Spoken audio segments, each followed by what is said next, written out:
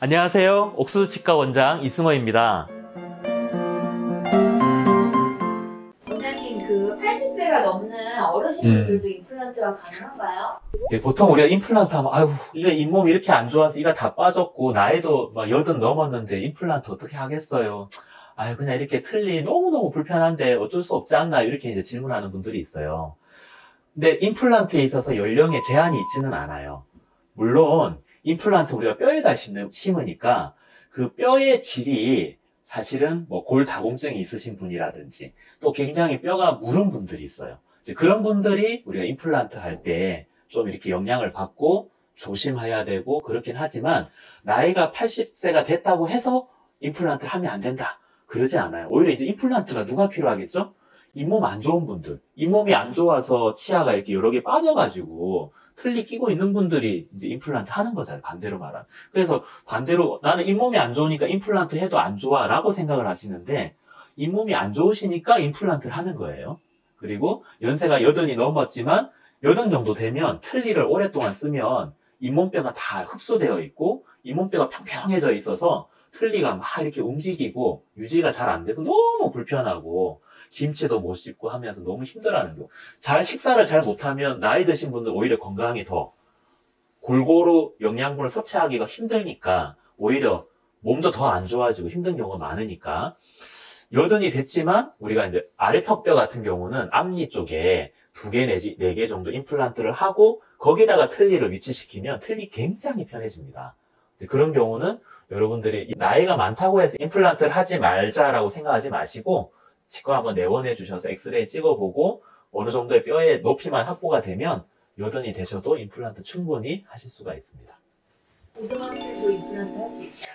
예, 보통 청소년들, 뭐 중학생이나 고등학생일 때 이가 너무 빨리 이렇게 빠져버리는 경우가 있잖아요. 이제 그런 경우에 우리가 임플란트를 해야 되는지 이렇게 질문을 많이 하시는데 사실은 못하는 건 아니에요. 할 수는 있어요. 할 수는 있지만 어떤 게 좀 문제가 될 수 있냐면 청소년기에 임플란트를 하면 임플란트를 심은 부위는 뼈나 잇몸이 그 위치 그대로 자라지 못하고 그대로 위치를 해 있고 인접치아, 옆에 치아들은 잇몸도 자라고 뼈도 이제 성장을 하니까 키가 자라는 것처럼 잇몸뼈도 성장을 하고 하거든요. 잇몸뼈 높이도 달라지고 임플란트 한 치아랑 임플란트 하지 않고 자연 치아라 이 높이 차이가 굉장히 수직적인 높이 차이가 많이 나고 좀 문제가 생길 수가 있어요.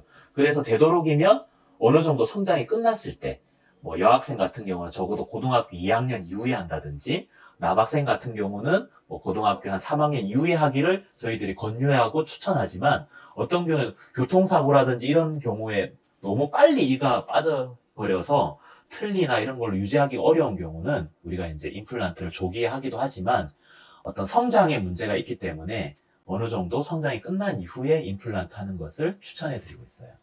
당뇨병이랑 고혈압 같은 전신질환이 있으신 분들도 임플란트 하는데 문제가 없어요? 보통 아까 80 넘어서 임플란트 할 수, 나이 많이 들은 분들도 임플란트 할 수 있나요? 질문을 해주셨는데 사실 나이가 많으신 분들이 부담 갖는 이유 중에 하나가 뭐냐면 그런 전신질환이 많은 거죠. 고혈압, 당뇨, 뭐 뇌출혈, 뭐 이런 어떤 히스토리가 있는 분들이 많은데 이런 어떤 전신질환이 있으면 좀 이제 의식이 되겠죠. 물론 이제 전신질환이 있을 때 있다고 해서 임플란트를 못 하는 건 아니에요. 조절되고 있으면 아무 문제가 안 돼요. 특히 당뇨병 되게 많은데 당뇨가 이렇게 있으면 사실은 염증에 굉장히 취약해요. 똑같은 염증 자극이 있을 때 당뇨병이 있는 사람과 없는 사람 차이가 많이 나요. 똑같은 자극이 있을 때 당뇨병 없는 사람은 그냥 이 정도로 받아들이는데 당뇨병이 있는 사람은 이렇게 치면 엄청 아프게 느낀다든지 멍이 든다든지 이런 것처럼 잇몸에 염증이 있을 때 당뇨가 있는 분들은 염증이 막 잇몸이 많이 붓는다든지 잇몸뼈가 많이 흡수된다든지 이런 식으로 반응이 나타나게 돼요. 근데 당뇨병이 있어서 당뇨약을 복용하고 있거나 그리고 식습관을 잘 조절해서 당뇨 수치를 잘 조절하고 있는 분들은 임플란트 해도 무방하고 관리가 되고 있으면 무방해요. 그리고 혈압이 있는 경우도 고혈압이 있으신 분들도 고혈압 약을 그러니까 임플란트 수술하는 날인데 고혈압이 있으신 분들 반드시 그날 고혈압 약을 원래 루틴하게 규칙적으로 그 고혈압 약 드시는 시간에 딱 드시고 오셔야 돼요.